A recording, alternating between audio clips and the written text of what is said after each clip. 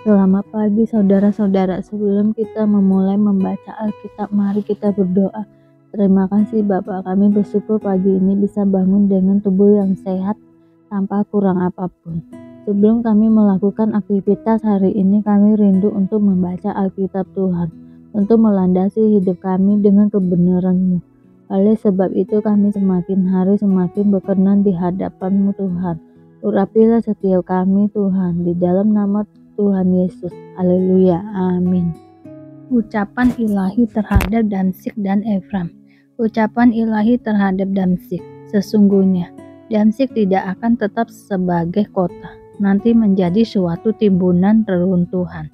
Kampung-kampung akan ditinggalkan selama-lamanya dan menjadi tempat bagi kawanan-kawanan ternak yang berbaring dengan tidak diganggu oleh siapapun. Kubu-kubu akan hilang dari Efram dan kuasa kerajaan akan lenyap dari Damsyik. Juga sisa-sisa Aram semuanya akan lenyap, sama seperti kemuliaan orang Israel. Demikianlah firman Tuhan semesta alam. Maka pada waktu itu kemuliaan Yakub akan berkurang dan kemakmurannya akan susut. Keadaannya seperti gandum yang digenggam orang untuk dituai dan tangannya memetik bulir-bulir, atau seperti bulir-bulir yang dipungut orang di lembah orang Repam. Daripadanya akan tertinggal sisa untuk pemetikan susulan, seperti pada waktu orang menjolok buah zaitun. Tertinggal 1-2 di sebelah pucuknya dan beberapa di dahan-dahannya. Demikianlah firman Tuhan, Allah Israel. Pada waktu itu manusia akan memandang kepada Dia yang menjadikannya, dan matanya akan melihat kepada yang Maha Kudus, Allah Israel. Ia tidak akan memandang kepada mezbah-mezbah buatan tangannya sendiri, dan tidak akan melihat kepada yang dikerjakan oleh tangannya, yakni tiang-tiang berhala dan pedupaan-pedupaan.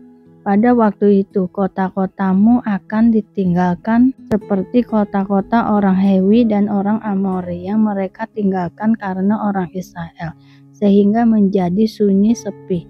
Sebab engkau telah melupakan Allah yang menyelamatkan engkau dan tidak mengingat gunung batu kekuatanmu.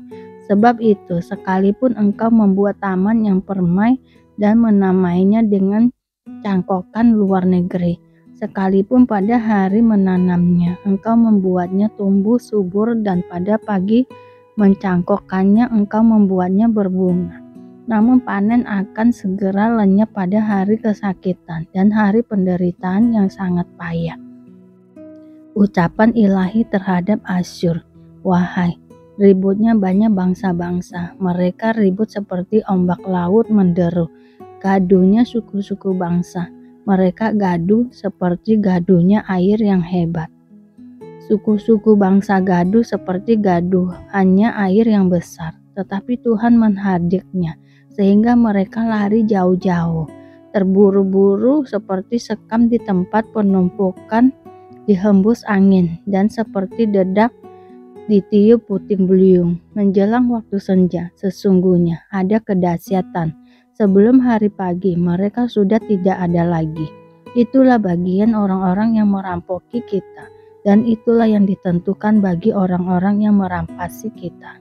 Ucapan ilahi terhadap Ethiopia. Wahai, negeri dagingan sayap di seberang sungai-sungai Ethiopia, yang mengirim duta-duta melalui laut dalam perahu-perahu pandan mengarungi permukaan air. Pergilah, hai utusan-utusan yang tangkas, kepada bangsa yang jangkung dan berkulit mengkilap, kepada kaum yang ditakuti dekat dan jauh, yakni bangsa yang berkekuatan ulet dan lalim, yang negerinya dilintasi sungai-sungai. Hai semua penduduk dunia, hai orang-orang yang mendiami bumi, apabila panji-panji dinaikkan di gunung-gunung, lihatlah, apabila sangkakala ditiup, dengarlah.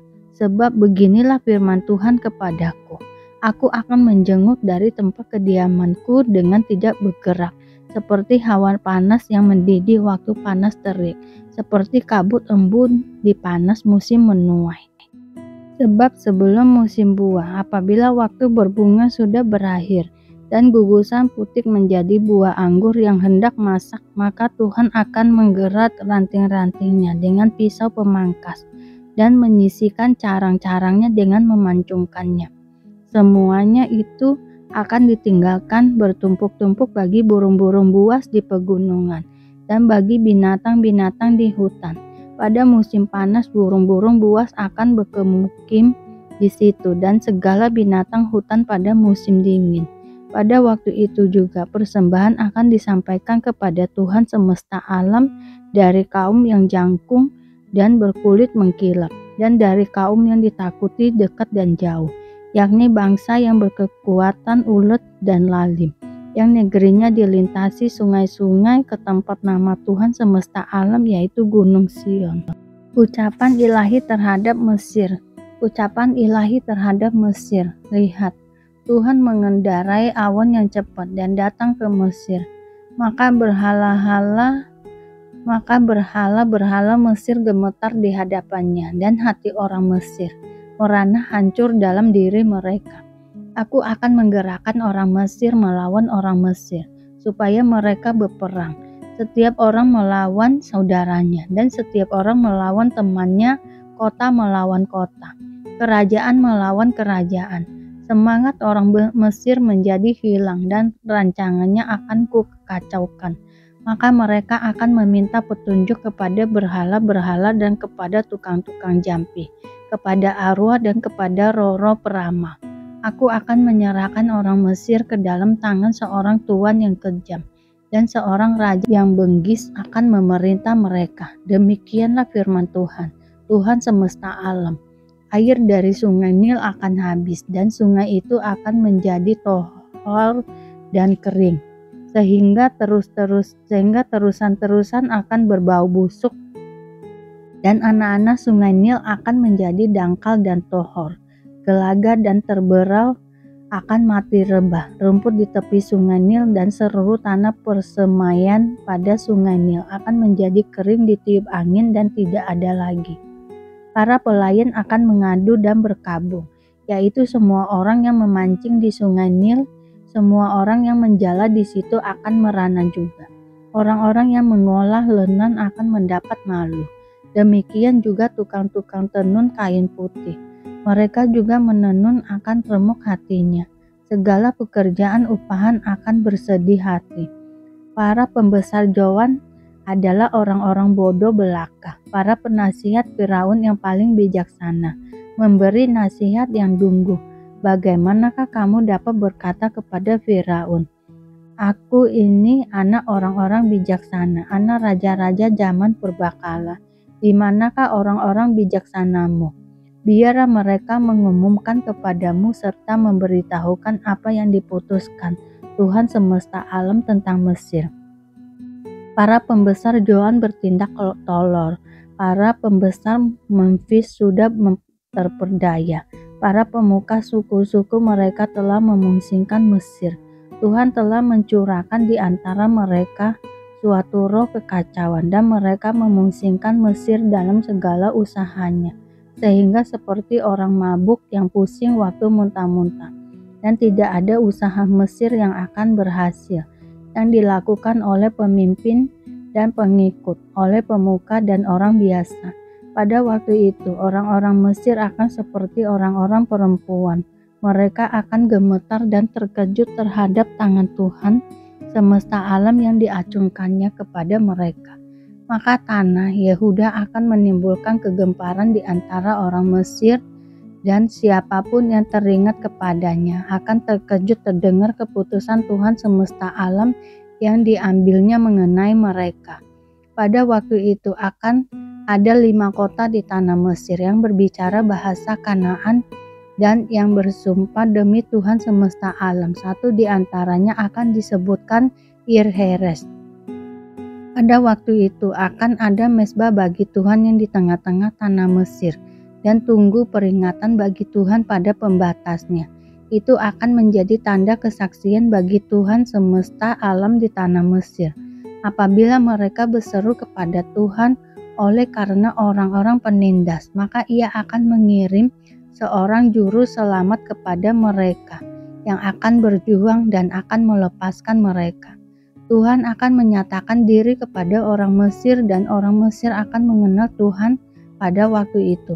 Mereka akan beribadah dengan korban sembelihan dan korban sajian, dan mereka akan bernazar kepada Tuhan serta membayar nazar itu. Tuhan akan menghajar orang Mesir, akan menghajar dan menyembuhkan, dan mereka akan berbalik kepada Tuhan dan Ia akan mengabulkan doa mereka serta menyembuhkan mereka. Pada waktu itu akan ada jalan raya dari Mesir ke Asyur, sehingga orang Asyur dapat masuk ke Mesir dan orang Mesir ke Asyur, dan Mesir akan beribadah bersama-sama Asyur. Pada waktu itu Israel akan menjadi yang ketiga di samping Mesir dan di samping Asyur, suatu berkat di atas bumi, yang diberkati oleh Tuhan semesta alam dengan berfirman, "Diberkatilah Mesir, umatku, dan Asyur, buatan tanganku, dan Israel milik pusakaku."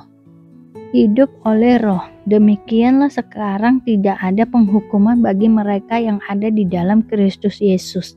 Roh yang memberi hidup telah memerdekakan kamu dalam Kristus dari hukum dosa dan hukum maut. Sebab apa yang tidak mungkin dilakukan hukum Taurat karena tak berdaya oleh daging, telah dilakukan oleh Allah dengan jalan mengutus anaknya sendiri dalam daging, yang serupa dengan daging yang dikuasai dosa karena dosa. Ia telah menjatuhkan hukuman atas dosa di dalam daging, supaya tuntutan hukum Taurat digenapi di dalam kita, yang tidak hidup menurut daging, tetapi menurut roh. Sebab mereka yang hidup menurut daging memikirkan hal-hal yang dari daging, mereka yang hidup menurut roh memikirkan hal-hal yang dari roh.